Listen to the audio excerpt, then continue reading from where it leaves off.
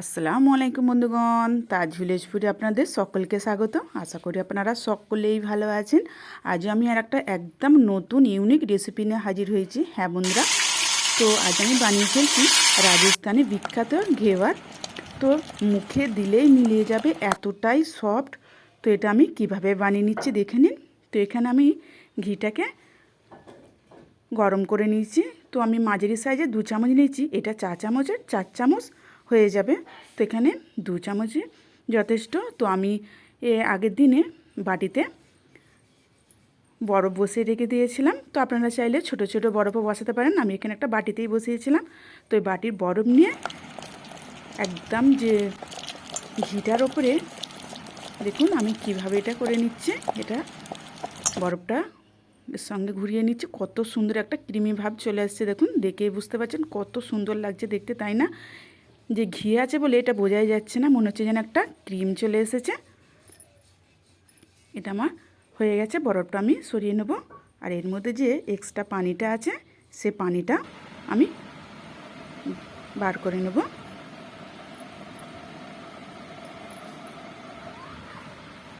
এটিকে খুব ভালোভাবে হাত দিয়ে মেখে নেব। দেখুন খুব সুন্দর একটা ক্রিম ভাব হয়ে গেছে, কত সুন্দর লাগছে দেখতে, তাই না? তো হ্যাঁ বন্ধুরা, এরকমভাবে একবার এই গ্রেভারটা বা বাবুলসাও বলে অনেকে, তো এরকমভাবে একবার বানিয়ে দেখবেন। ছোট থেকে বড় না, সকলে খুবই পছন্দ করবে। তো এখানে আমি 1 বাটি ময়দা নিয়েছি, তো পুরোটা একবারে দেব না, তো অর্ধেকটা দেবো। দিয়ে এটিকে ভালোভাবে মাখিয়ে নেব। তো এটি সময় ধরে একটু মিক্স করে নিতে হবে।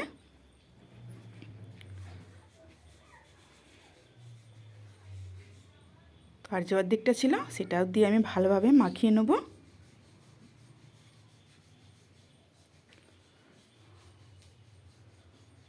তো এখানে আমি ময়দাটা ভালোভাবে মাখিয়ে নিয়েছি। আর আমি কালারটা খুব সুন্দর আসার জন্য দিয়ে দিচ্ছি 2 চামচ বেসন। সবগুলি এবার ভালোভাবে মাখিয়ে নেব। তো হ্যাঁ বন্ধুরা, যেটা বলছিলাম, এরকমভাবে যদি একবার বানানো যায়, খেয়ে দেখবেন খুবই ভালো লাগবে।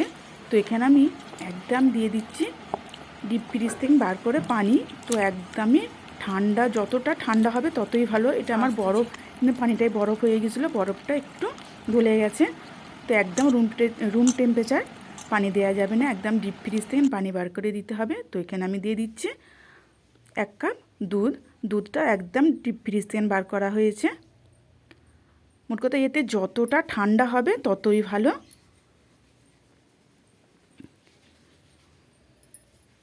তো এটিকে আমি ভালোভাবে মাখিয়ে নেব। আর এইভাবে বানিয়ে নিলে একদম খুব সুন্দরভাবে লেয়ারযুক্ত মচমচে খাস্তা একদম গেবার তৈরি হয়ে যাবে।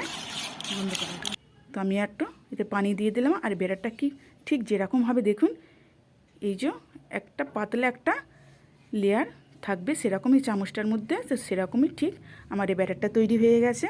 তো আমি এটিকে ছাকনা দিয়ে ছেঁকে এক সাইডে রেখে দেবো, একদম ফ্রিজে রেখে দেবো।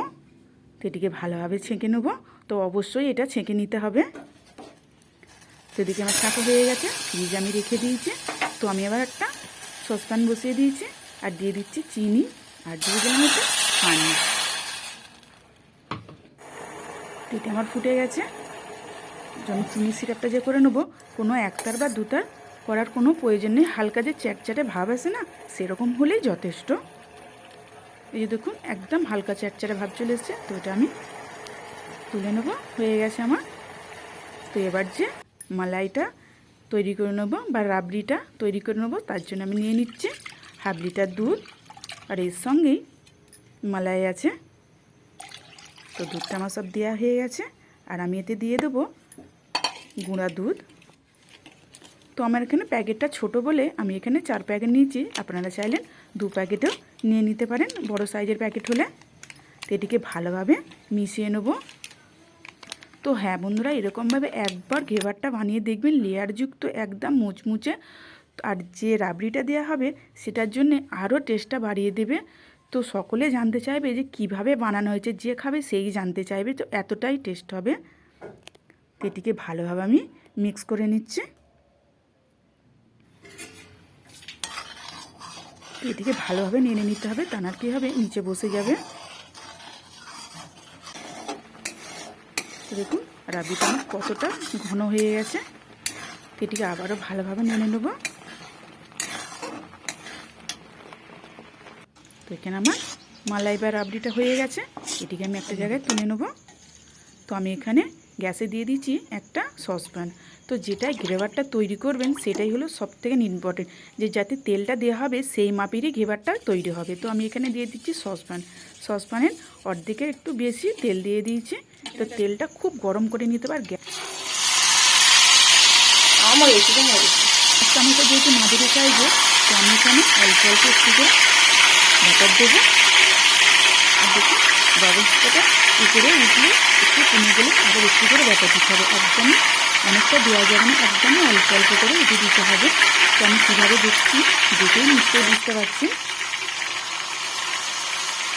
এখানে একদম অল্প করে ব্যাটার দেবো। আর যখন একটু একদম অল্প করে ব্যাটার দিচ্ছি, আর যখন বাবলসটা উপরে উঠছে তখন একটু কমে যাচ্ছে। আমি ঠিক আমার চামচটা যেহেতু মাঝারি সাইজে, আমি এখানে 3 চামচ দিয়ে দিচ্ছি। আমি একদম অল্প অল্প করে দেবো।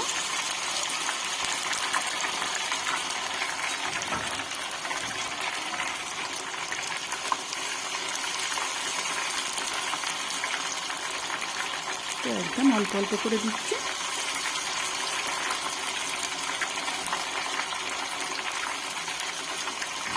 এটা নিশ্চয়ই অবশ্যই দেখেই বুঝতে পারছেন যে একদম অল্প অল্প করে ব্যাটারটি দিতে হবে।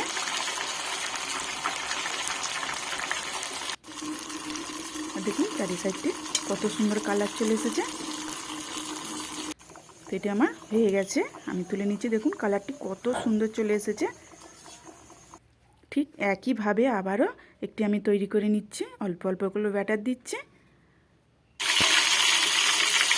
একদম অল্প অল্প করে ব্যাটার দেবো।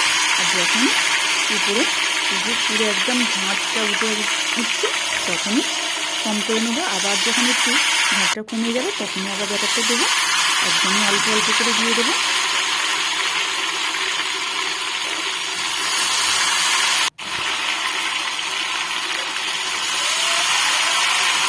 আর একটু সময় ধরে একটু করে নিতে হবে।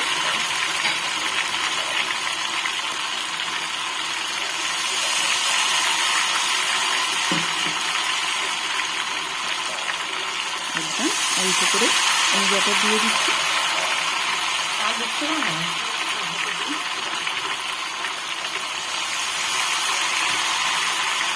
দেখুন চারি সাইডে কত সুন্দর কালার চলে এসছে।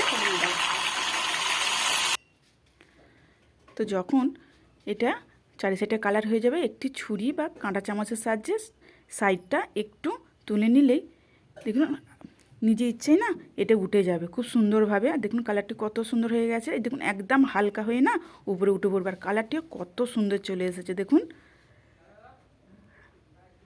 আর একটা আমার রেডি হয়ে গেল।